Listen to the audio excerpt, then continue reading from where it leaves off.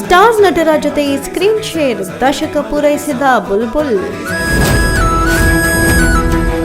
ನಾನು challenging star Darshan ಶಿಷ್ಯೆ. Landlord teaser launch, ಸಾರಥ್ಯನ ನೆನೆದ ರಚ್ಚು.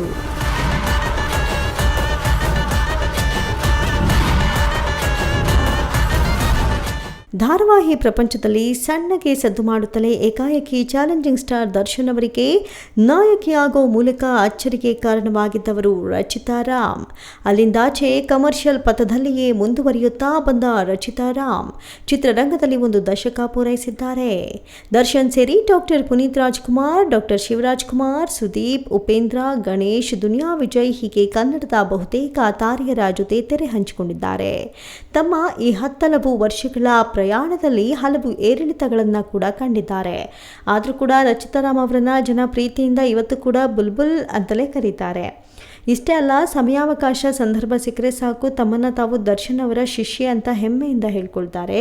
ಅವಶ್ಯಕತೆ ಇರಲಿ ಇಲ್ಲದಿರಲಿ ದರ್ಶನ್ ಹೆಸರನ್ನ ವೇದಿಕೆಯ ಮೇಲೆ ಹೇಳಿ ನೆರೆದ ಅಪಾರ ಜನಸ್ತೋಮದ ಮೆಚ್ಚುಗೆಗೆ ಪಾತ್ರವಾಗ್ತಾರೆ. ಇದಕ್ಕೆ ಲ್ಯಾಂಡ್ ಲಾರ್ಡ್ ಟೀಸರ್ ಬಿಡುಗಡೆ ಸಮಾರಂಭ ಮತ್ತೊಂದು ಉದಾಹರಣೆಯಾಗಿದೆ.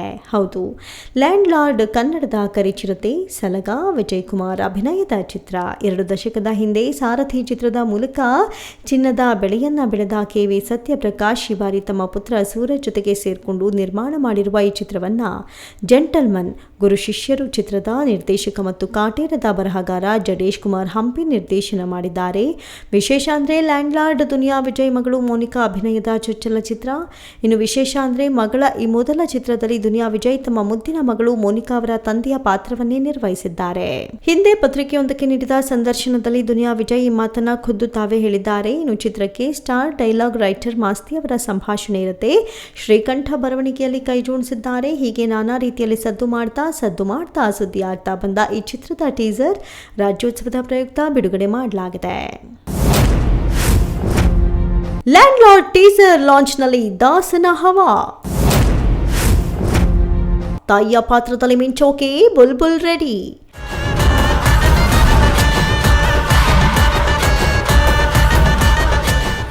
ಇನ್ನು ಇದೇ ಟೀಸರ್ ಬಿಡುಗಡೆ ಸಮಾರಂಭದಲ್ಲಿ ರಚಿತಾ ರಾಮ್ ತಮ್ಮ ಗುರು ದರ್ಶನ್ ಕುರಿತು ಮಾತನಾಡಿದ್ದಾರೆ. ಲ್ಯಾಂಡ್ ಲಾರ್ಡ್ ಚಿತ್ರದ ಕುರಿತು ದರ್ಶನ್ ಸರ್ ಜೊತೆ ನಾನು ಚರ್ಚೆ ಮಾಡಿದ್ದೆ ಅಂತ ಹೇಳಿದ್ದಾರೆ. ಈ ಕುರಿತು ಮಾತನಾಡಿರುವ ರಚಿತಾ ರಾಮ್, ಲ್ಯಾಂಡ್ ಲಾರ್ಡ್ ಚಿತ್ರ ಮತ್ತು ಈ ಪಾತ್ರ ನನ್ನನ್ನು ಹುಡುಕಿಕೊಂಡು ಬಂದಾಗ ನನಗೆ ಖುಷಿಯಾಗಿತ್ತು ಅಂತ ಹೇಳಿದ್ದಾರೆ.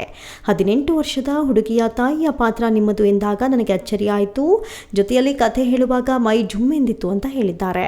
ಮುಂದುವರೆದು ಈ ಕಥೆ ಕೇಳಿದ ನಂತರ ನಾನು ದರ್ಶನ್ ಸರ್ ಮತ್ತು ಲೋಕೇಶ್ ಕನಗರಾಜ್ ಅವರ ಜೊತೆ ಈ ಕುರಿತು ಚರ್ಚೆ ಮಾಡಿದೆ.